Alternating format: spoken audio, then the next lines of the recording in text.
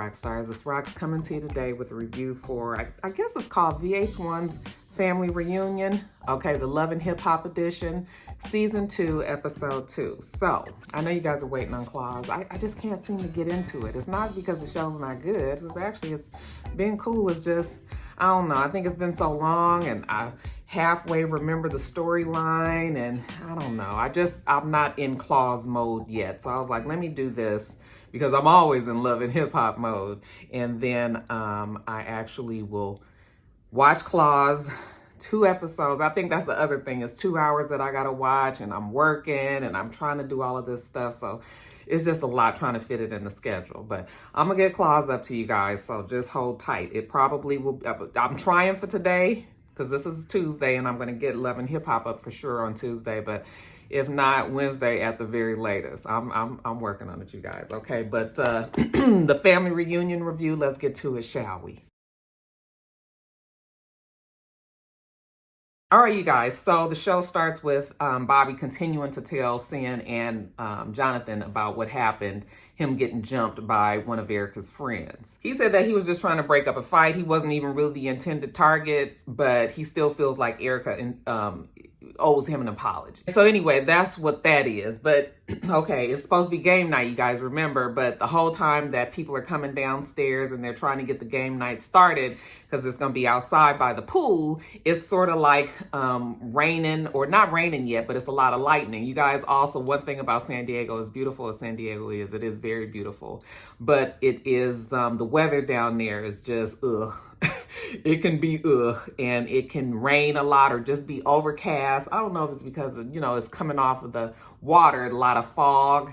And so it just, sometimes it's just like that. Mimi says that she just wants to get the game started because, while everybody is in the mood, we can all relax and have a good time before the drama starts, because trust me, it will happen. So Jonathan was like, let's play heads up. Okay, the Love and Hip Hop edition. Basically, you ask a question about a person without saying who the person is, and and you are supposed to guess who that person is.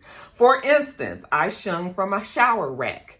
Okay, and Mimi, always the good sport about it. Everybody laughs, screams like, ooh, she says, yeah, she did make a tape.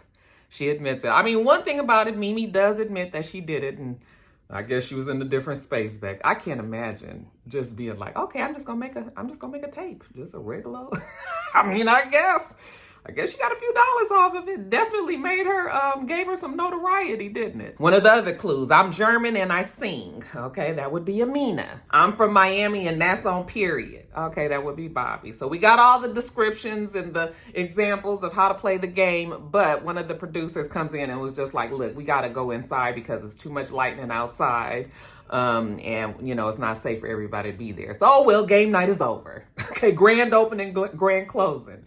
But everybody's going to go back to the hotel, and I guess there's going to be some people that kind of branch off and go to their rooms and enjoy themselves that way. Okay, and the cameras will be there as well. Bobby says that this is the perfect time to talk to Erica, and so he tells her, like, I want to talk to you. So when they get back to the apartments, not the apartments, the hotel, they all meet in a room. It's Jonathan, it's Zale, and it is Bobby and Erica. Okay, and Bobby said that he had Zale and Jonathan come because he just need to keep the energy right. You guys know how Erica can pop off at any minute. I don't know how you keep her energy right. She's just so sour. But anyway, he wanted to talk to her about him getting jumped. Okay, Erica said that Bobby brought this girl to a party that they were having, or that Safari was at. I don't think they were having the party. Safari was at this party, and Bobby brought this girl so that she can come and, parade herself in front of her husband and, dancing in front of him and all that. And so when Erica's friend who was there saw it, she went to go beat the girl's ass, or I don't know if it was a girl or a guy, but whoever the friend was beat the girl's ass, but Bobby was trying to stop the fight. So Bobby jumped in and commenced to get his ass whooping. Now that kind of happens when you decide to enter, when you want to interfere on a fight. Sometimes you gotta let shit just happen. I understand you trying to help your friend and everything. So Bobby ends up getting beat, and Bobby felt like Erica paid somebody to whoop his ass. And she was like, I don't have to pay nobody, don't do that, okay? But of course it escalates really quickly because You know, we can't just sit and talk sometimes when you're dealing with Erica. The whole thing is you said on social media, let me know when you want me to pay you. Okay. But I guess she was just being sarcastic. I mean, I can kind of see both sides here, you know. The fact that Bobby got kind of involved in something, and that's just sometimes that's just part of the what is it? The collateral damage. Like that's what comes with it. Sometimes you get your ass beat when your friend is getting their ass beat. You know, we do this together. But the thing is, it all escalates. They start yelling and screaming at each other. Bobby says nobody is ever gonna beat his ass. So I don't know. Maybe he didn't get his ass beat. Maybe he's just mad that he got to get into a fight.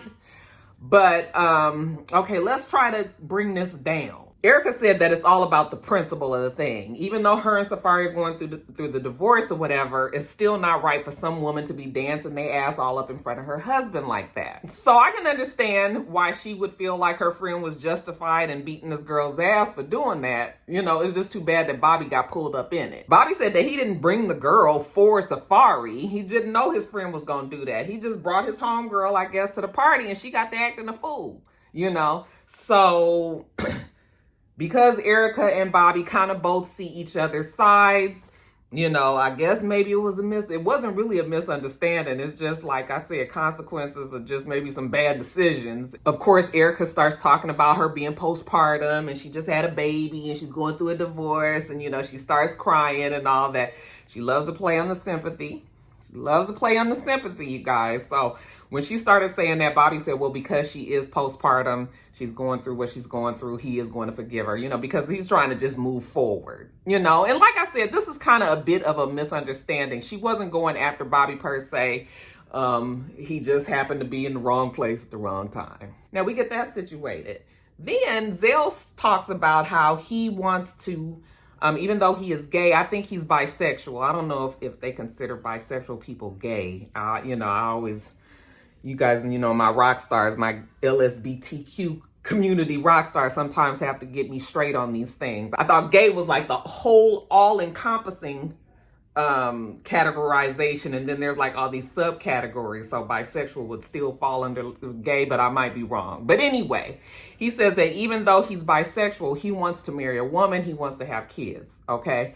I'm always intrigued by this conversation because it's so much that entails being gay or being a part of the LGBTQ community. And I know I always get, it's just always interesting to me that, you know, someone such as Zale, who has, you know, I guess he's in this place in his life where he wants to have like a traditional family, but he's not a traditional categorization in his lifestyle. So it's hard a lot of times for just an average person that's not a part of the LGBTQ community, who doesn't really have much contact with the LGBTQ community, to understand where Zell would be coming from. See, from somebody like, from my point of view, it looks like a person that is confused on what they want to be seen and how they want to live their life. Because, I mean, I'm not saying that a bisexual person couldn't get married and have kids. It happens all the time. But what I'm saying is he has always presented himself as a gay man. But suddenly now, it's not really sudden, because I remember him talking about this on Love and Hip Hop a couple of years ago. But it's just interesting that he has this view that he wants to still, you know, I think that he would like to put behind him that image of him just being this gay person, and now trying to present himself in a different way. I don't know if the audience is accepting his presentation that way that he wants to, so maybe that's why he's having an issue. But it seems like now he's willing to downplay his gayness, you know, just so that he can get into a traditional, I don't know. It's really interesting. It's just interesting to me because I'm old school. My generation, when you were gay, you just was gay, you know, but now the way the community is, it's so many subcategories of, you know, you might be, like, we didn't say cis female or cis male, and I don't even know if that's the right thing to say, cis male, but we didn't say them kind of things. It was just, you were gay or you were straight, you know. But now it is all these categorizations. You might be a gay male, but you may be more masculine. There may be, I've heard them call them different names. I don't want to be disrespectful, so I won't say the names that I've heard because I don't know if they're okay for like somebody straight to say. But it's like all these categories that could make them swing more feminine or more masculine. And it is just always an interesting conversation to me because if I was a single woman, I wouldn't be attracted to Zell, not because of the way that he looks, but because of what he is. I wouldn't want to get involved with somebody who seems to be gay, but now is denying kind of the gayness because they want to be, it just seems like there's some confusion there. So, but it might not be. That might be like a category. There might be a group of people in the gay community who feel this way, so that's why I'm always intrigued by that conversation. They didn't talk about it too much, but I was just like, that's interesting. That's interesting. I'm gonna need my rock stars, my LGBTQ community rock stars to weigh in on that because, I'm not sure how I'm supposed to look at Zell. I'm not really sure. But anyway, getting off topic. Let me get back to the review. Next morning, San Diego's beautiful. Okay, that's what I say about San Diego. Some days it's beautiful, some days it's a mess. Jonathan's loving the sunrise. We see Kimbella and Jewels on FaceTime with the family. Okay, and then we see Sin and Booby. They're still hanging out together. Sin says she's sweet, so she's taking it slow with him. He hasn't tried anything, nothing's happened, so it's been all good. But while they're sitting out there, Booby tells her how they're going to have a field day because he figures there's a lot of beefs that go on between some of the people in the group. So maybe this is a perfect way for everybody to let their aggressions out on the field. You remember when you was little and used to go to, now this isn't how he sounded though. I don't have time to be, sitting here mocking Booby. But y'all know, hey, Tom. Somebody said he sounded like Forrest Gump. I'm sorry, my version of Booby sound like Forrest Gump. I was just like, oh, it do, huh? Life is just a box of chocolates. Anyway, he said that he gonna have this field day set up. They're gonna have teams and all of that. So Sin is down. Okay, she'll be there. Everybody's gonna be there. Then it jumps over to Yo-Yo and Erica, Mimi, and Brooke. They sitting at the pool. Yo-Yo throw out just some real quick freestyle. The camera people probably was just like, just do a little something, so we can look like you just sit around all the time and just say rhymes off the top of your head. She tells Erica, as if her and Erica are homegirls, like she can't believe that Safari's not there with her. And she, Erica says that, Erica, like I said, she plays on sympathy. So I guess she's trying to find her way back, with this divorce has been very hard. And nobody there at the pool is saying that marriage is easy. You definitely have to fight for it. Erica's saying that that's the whole problem with Safari, that he doesn't try to fight for it. He's spiteful. So when she filed for divorce, Brooke says, well, the way he looked at it is he was hurt. And so because he was hurt, he went out and got him another girl because Erica said that he'd be bringing women to the house and all of this stuff. I do not believe. But she's crazy. I don't even imagine her letting some shit like that happen. We know that Erica wear the pants in that damn relationship. But so Brooke was saying that he was hurt about it. And she was like, no, he's not hurt. He's petty. He's getting me back, because I filed divorce and that's what he's going to do. So then Brooke starts up on this whole shit. I said, oh, here she go. Because like I said, Brooke can have the perfect relationship with Marcus off the camera. But as soon as she get on the show, it's all these problems. She says that Marcus definitely cheated on her while she was pregnant, And it was because he was immature. She's not trying to give him any excuses, but he was immature. And I was like, you remember the storylines between Brooke and Marcus and his women on the side and how ridiculous they would be and how crazy Brooke seemed to be and all of that? Yeah, it was definitely for the show. Brooke is definitely staying in character for the show. I definitely don't believe that any of that really was going on in Brooke and Marcus's life outside of the show. But listen, we'll play along, sis. Mimi jumps in and says, "It took years for me to get over what happened with me and Stevie J." She said that when she would watch the show on Monday nights, that's when she would find out that the relationship between Jocelyn and Stevie J was way further than she thought. She thought that Jocelyn was just one of his artists.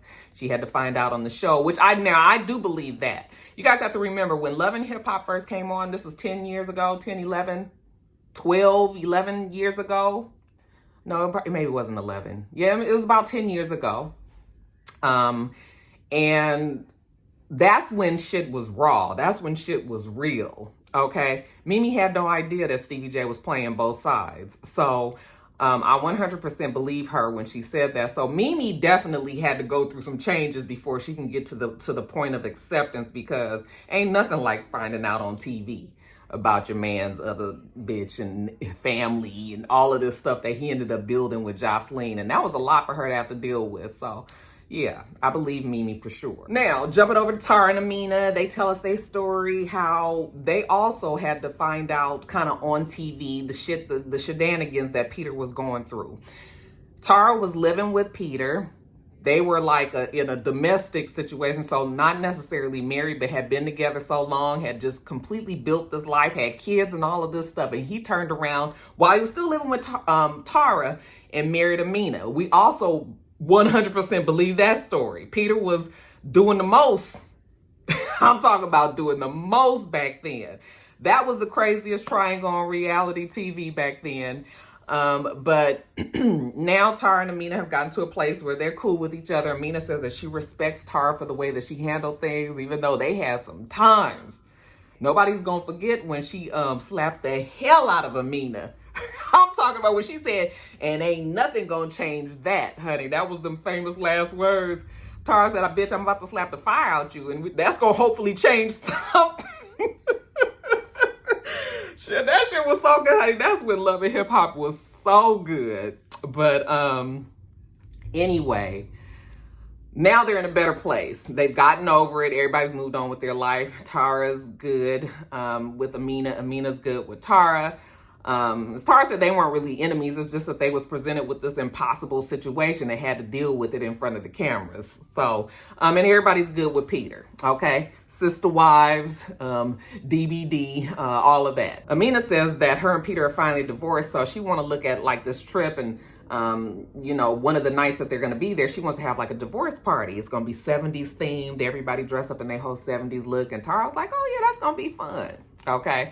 So later on, we see Amina and Peter sit down and talk.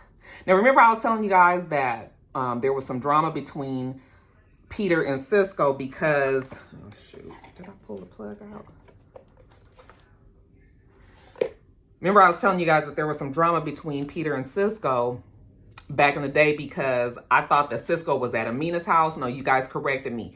Amina was out of town and at some party or something, or at some event out there, and her arrangements for where she was supposed to sleep got messed up. So Cisco offered for her to come to his place, and so that's what she ended up doing. Now, back in the day, it was supposedly just she spent the night there because she didn't have nowhere to sleep. And they never told Peter because they figured Peter would have a problem with it, and nothing happened. Now, fast forward to this show. Now they're saying that, well, Amina is saying that nothing really happened. There may have been some making out because they had been drinking and all. But other than that, I guess no penetration had went down, which I don't even believe, because now you telling us that you guys made out and you didn't tell us that back then. Okay, so yeah, I kind of think that Cisco did do something. I'm sure Peter knows both his woman and his homeboy. Okay, you part of the creep squad. I'm sorry, this way. Now, I do think that you fucked on Cisco, but it's been some years. Amina obviously has moved on, but men usually don't move on from things like this, okay? It's always going to be some bad blood when I noticed you was trying to mess with my girl, even if I'm not with that girl any longer. It's not just that she's an ex. They have kids together. This is my baby mama. I'm the DBD. Okay, homeboy, we like, where are the rules? You know the guidebook. We know the rule book. He has an issue with Cisco. she says that she was out there working out the day before or earlier in the day or something, and Cisco was on the balcony and he was stripping for her while she was working out and everything, and she was uncomfortable.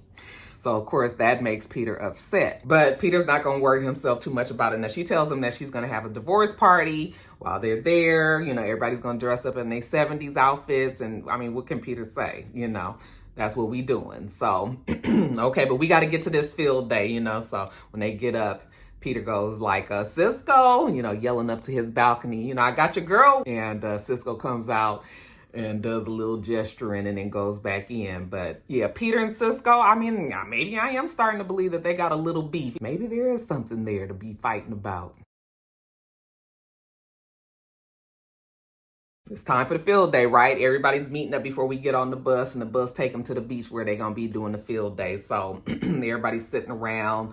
Erica sees the ho-ho come up with the DVD, and she was just like, oh, you guys, you know, did you get your rest? Okay, it was some shit last night. Just be glad you wasn't involved. She's talking to Rich and tells him, you guys are so lucky you don't have a drama-filled life.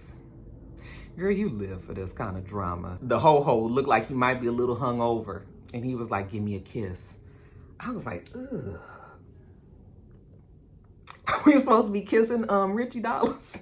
Who is kissing him? Who is kissing Richie Dollars? His face. Somebody said he looked like the shit emoji.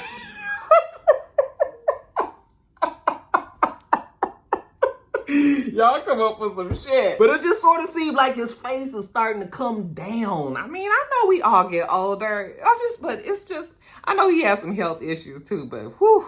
But anyway, the gang's all here. Booby come, you know, I got some t-shirts for sale. Tells everybody to come over. We're going to separate the groups out. I think it's going to be 4 teams, purple, green, yellow, orange.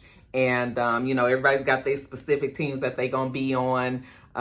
Everybody takes their t-shirts back to their room, the girls anyway, and like customize them, cut them up, you know, do whatever little sexy things that they need to do to it. And then we gonna get on the bus and we gonna go. Now, of course, we're all on this bus. It's a little awkward because of the beefs. There's a lot of beefs that's going on within this group, but we determined to have a good time. There's a poll on the bus because there's always a poll on the bus, and our gay men decide to get on the poll. I don't know, was Jonathan? I guess Jonathan was on there. I'm not quite sure if he was or wasn't, but anyway, Zell makes the comment that y'all too gay for me.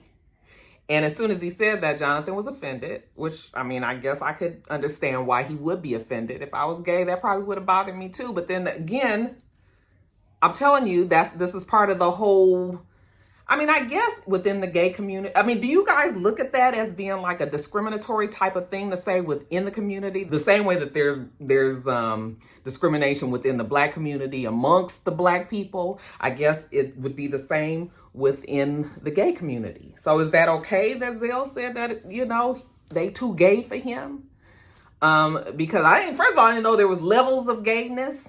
I just thought that you was either gay or you was straight. And then within being gay, then you have certain characteristics, like I said, that swing more masculine or feminine, or, you know, it might be different in the bedroom. Like you might be masculine to everybody, but you get in a room and you're more dismissive. I mean, you're more, not dismissive. What is the fucking word? Y'all know what I'm talking about, right? But you're more like compliant, or not compliant, but y'all know the word I'm talking about. So it's like all these levels. So when he said that, when Jonathan was like, well, do you know, can I say that you too Black for me? And Zell was like, how you can even compare the two? I'm a Black man first. I can't get rid of the color of my skin. I can't hide that. But why would you want to hide your gayness if you're already out? You know, you're already out. People know that Zell is a bisexual person. I just thought he was straight gay, you know, but I don't know. It just, like I said, the whole thing is intriguing to me because it's just so much. It's just so much. It seems like it is a lot of work, and no disrespect to the LGBTQ community, but it is a lot of work to be understood as a gay person. That's what I should say. I shouldn't say that it's a lot of work to be gay, because you're just what you are. But it is a lot of work to be understood because it's so many subsections. Child, I'm gonna just keep on that. One time maybe one day I'll do a video on it, but I don't know if I'm the person to speak on that because I'm not gay and I don't have much contact with that community. So it's like I be sometimes feeling like I shouldn't be talking about stuff that I have no business, but it's a learning thing. It's something that I'm a person that really likes to find out and learn and understand. I don't choose to be ignorant. So that's why it's an interesting conversation. But anyway, let me get back on track again. What time, good child? I got to be back at work in 10 minutes. So let me finish this up. So we get to the field, and which is the beach. And we're going to have all these different games. Everybody is all branched off. Cisco says that everybody's having fun and he's missing his kids. I was just like, what is wrong with Cisco? Why don't you just not be there then?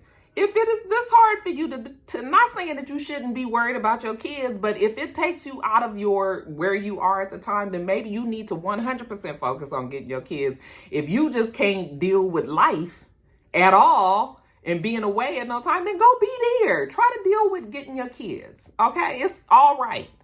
But he just steadily, he upset with Peter and Richie Dollars in particular because he don't have his kids. What kind of sense?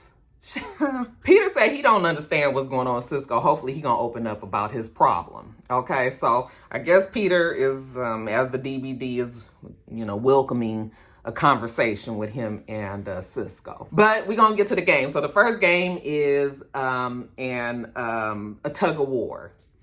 Watch the tug of wars, and when they let go of the tug of war thing, how did that team win? Because it's whoever brings the rope over the line. So I was just like, okay, you guys didn't win, but whatever. Somebody doesn't know how to play this tug of war game. But we played a tug of war game. We played the egg racing game. We played volleyball. Jonathan was like, he ain't playing no damn volleyball because he is gay and he don't know how to play no sports and he ain't about to choose right now to do it as a 37-year-old man. Okay, break his hip and something. So he's sitting down. He's laying down on the sand with Sin, just shooting the shits with her while they're over there playing. And she asked him, like, what's up with Cisco? Like, he's just, his energy is wrong.